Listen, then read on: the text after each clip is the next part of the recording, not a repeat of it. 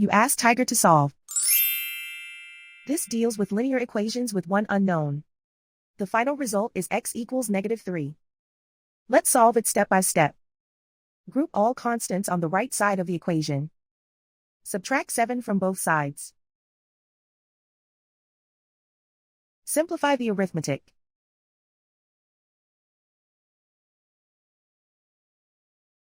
Isolate the x. Divide both sides by 4.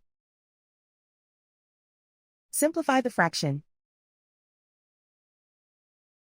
Find the greatest common factor of the numerator and denominator.